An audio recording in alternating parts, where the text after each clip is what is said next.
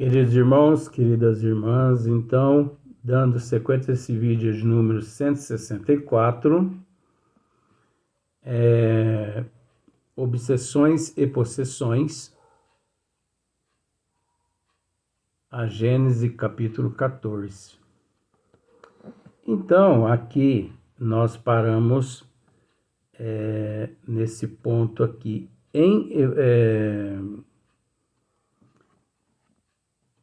com o objetivo de dar-lhe educação moral. Então, vamos voltar só uma linha. Em evocações particularmente feitas, né? Então, na casa espírita, né? Evoca-se o espírito obsessor, né? É o que Kardec está dizendo aqui, com o objetivo de dar-lhe educação moral. Tá.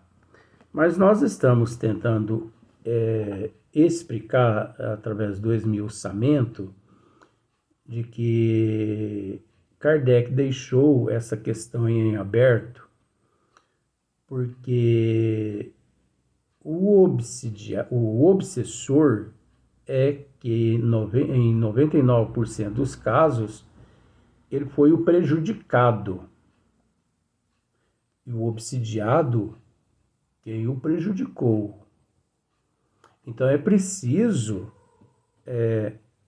aplicar, né, a educação moral não só no obsessor, como também no obsidiado, instruindo-os através da necessidade, da importância da reforma moral, da mudança de caráter, de hábito, de atitude, de comportamento, né? Vamos dizer assim, abster-se de Barrabás. Abster-se de Barrabás. Porque você sabe que Barrabás é o símbolo aqui na Terra de tudo que não presta, de tudo que nos contamina. Barrabás é o símbolo da porta larga.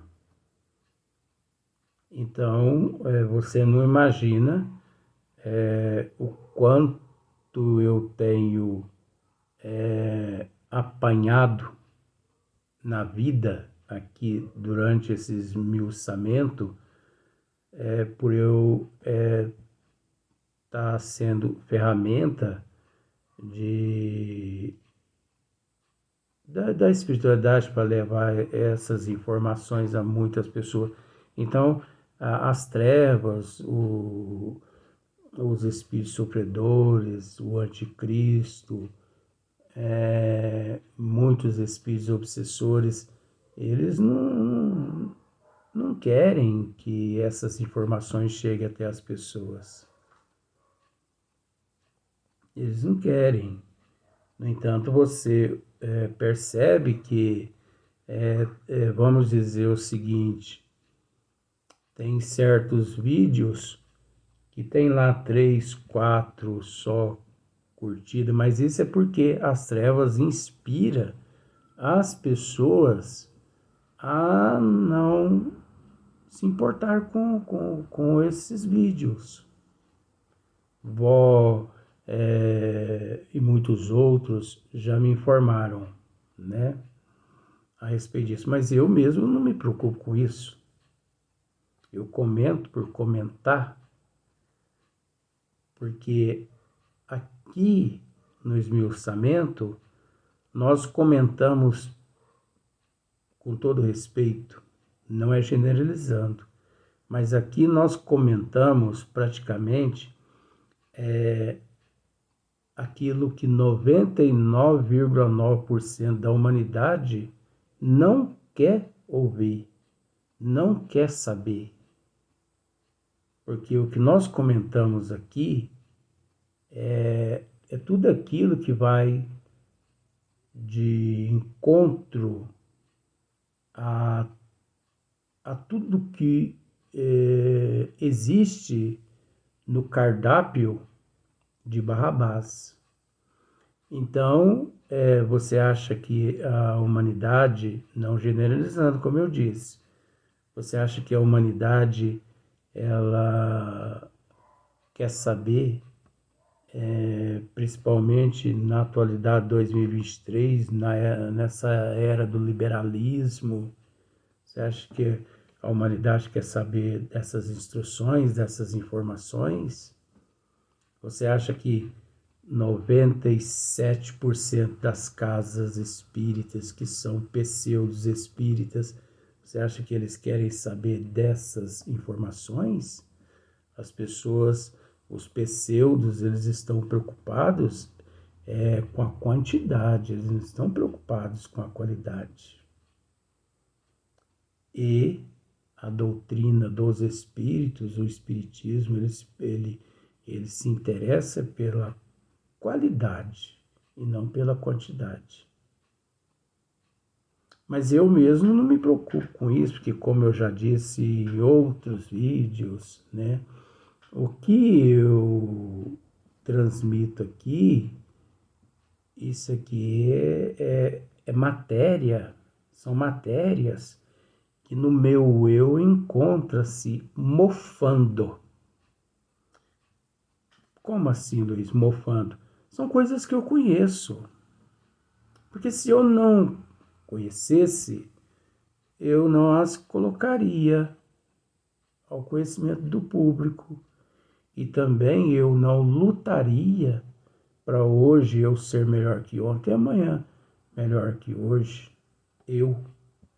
Então, como se diz o ditado, só eu sei, só eu sei. Só eu sei o tamanho do sapato que eu calço.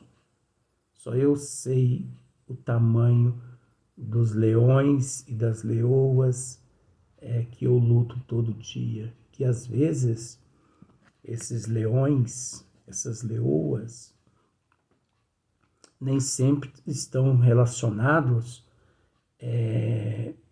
às minhas existências passadas, às vezes uma boa parte, como já me informou o Vó, uma boa parte está relacionada ao trabalho que a gente realiza, de que é levar informações, a autoevangelização à humanidade, principalmente aquelas ovelhas que encontram-se desgarradas do rebanho de nosso Senhor Jesus Cristo. Então é natural que as trevas, né, os espíritos sofredores, as trevas, eles nos ataquem mesmo. Mas é aquilo que já disse também. Eu não peço para que a espiritualidade afaste esses espíritos, a não ser deixando eles comigo para que eu mesmo, através da minha, né, reforma, eu mesmo possa, assim, ajudá-los a sair desse estado de ignorância e de sofrimento que eles se encontram. Então, não é brincadeira. Esse trabalho que nós realizamos não é um trabalho qualquer, não é brincadeira, né? Então, como estamos dizendo aqui, olha só para você ver, em evocações particularmente feitas, com o objetivo de dar-lhes educação moral. Então, evoca-se espíritos obsessores na casa espírita, com o intuito com o objetivo de dar-lhe educação moral. Como já dissemos, Kardec deixou isso aqui em aberto para que pudéssemos analisar. E essa educação moral tem que ser aplicada tanto ao obsessor quanto ao obsidiado. Por isso é preciso um trabalho em conjunto. ali entre o obsessor e o obsidiado. Por isso que nem sempre nós temos que frisar isso, nem sempre aqueles espíritos que se manifestam nas casas espíritas, que não são lá muito sérias, nem sempre eles não são obsessores, porque o que mais existe são obsessores. Vamos pensar por esse lado. Mas é preciso entender também que 95% dos obsidiados não são espíritas e que por isso não vão às casas espíritas, não frequentam a casa espírita. Às vezes, uma boa parte aí são místicos, né? Frequenta algum departamento místicos aqui na Terra e tudo mais, mas eles não vão a uma casa espírita séria. E então é preciso entender. Às vezes as pessoas dizem assim, hoje lá 10, 20 o obsessor se manifestou, mas 10, 20, mas os obsidiados estavam presentes? Não. Então tem que ficar meio que atento com relação a essa questão. A casa espírita é séria? Bom, eu não tenho certeza. É preciso ficar atento com relação a essa questão também. Agora, é uma casa espírita séria? É uma casa espírita séria, sujeito a equívocos também, né? Porque ninguém é perfeito, perfeito só é Deus e Jesus. Vamos pensar por esse lado. Então, ali os benfeitores levam muitos obsessores que se encontram nos departamentos espirituais já em tratamento. Mas como já dissemos nos vídeos anteriores do outro dia, esses obsessores, quando é obsessor realmente, você não os convence em 1, 2, 3, 10, 15, 20 manifestações, não. Existe casos de obsessor, como Divaldo mesmo narrou. Divaldo, ele teve 24 horas ao lado dele, um obsessor durante 30 anos. Então, dizer assim, fui à casa espírita e lá me disseram que eu tinha um obsessor que me perseguia e graças a Deus, na sexta-feira passada ele se manifestou e já me encontro livre dele. Quem pensa desse jeito é porque não tem conhecimento da doutrina. E também a casa que ele foi, pode ter certeza que ele não foi numa casa espírita séria. Porque não se convence um obsessor de verdade em um só trabalho a essa mudança, a essa transformação, né? Porque o trabalho tem que ser em conjunto. O obsessor, vamos dizer assim, o intermediário ali, aquele que mantém um diálogo, né, que eles dizem muito, doutrinador, ele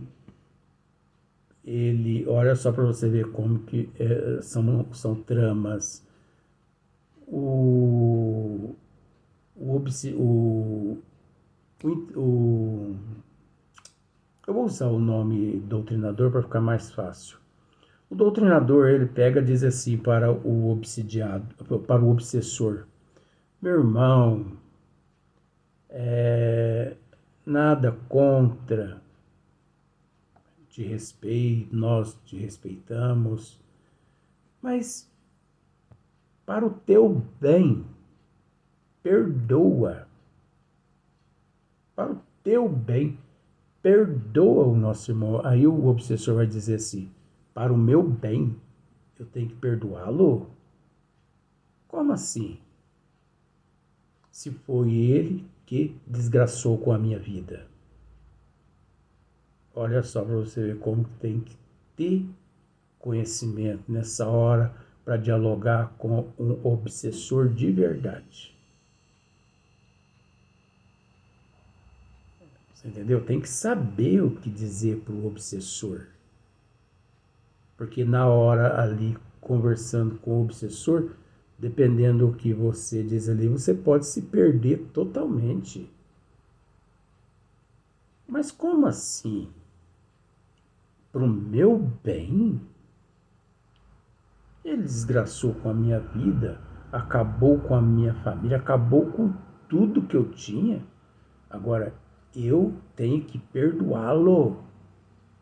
E ele não vai se melhorar em nada.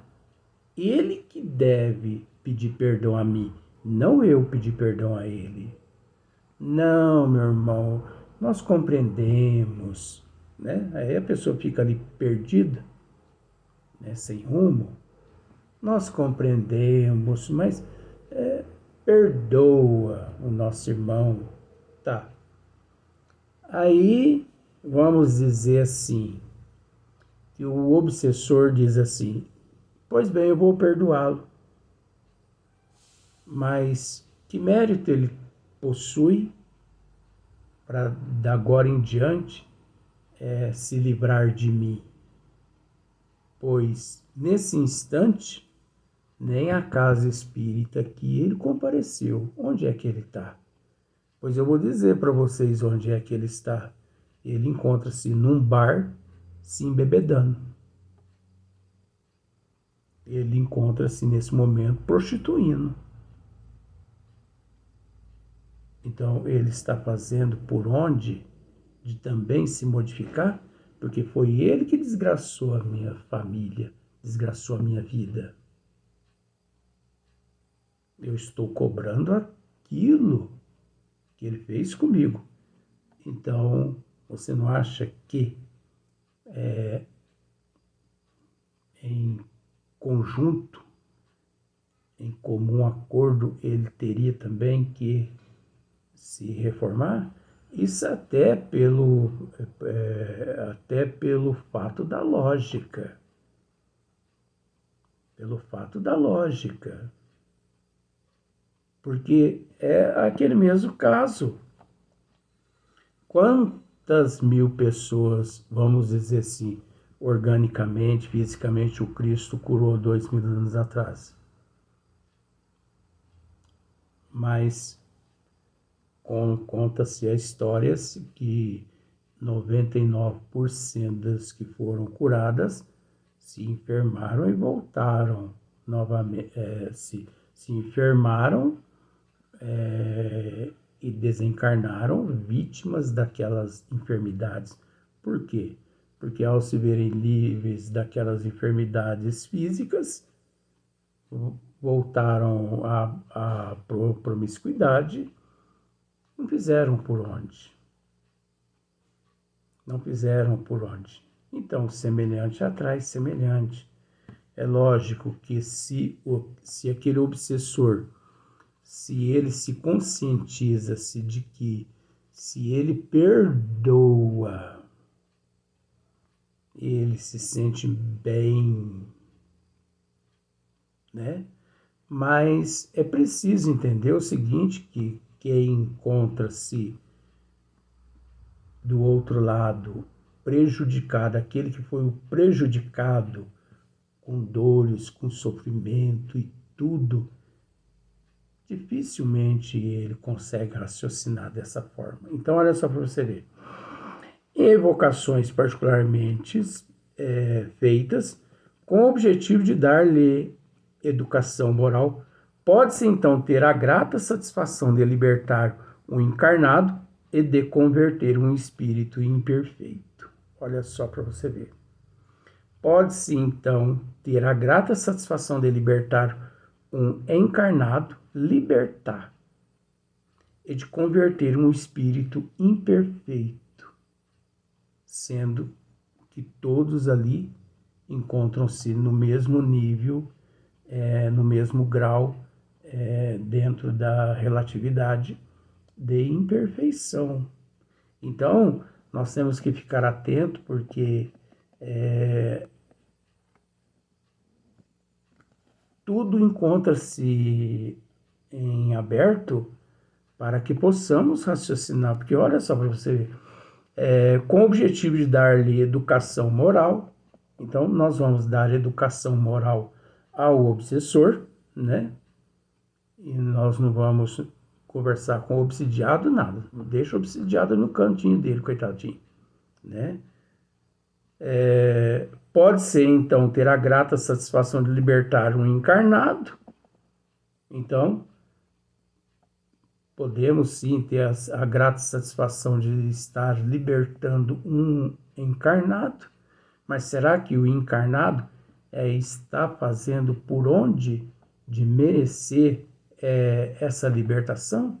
Será que ele está ciente? Você vai ver logo embaixo aqui na leitura. Será que ele está ciente da responsabilidade dele, do compromisso? Será que ele, de fato, abraçou a causa e está ali firme, né, na responsabilidade?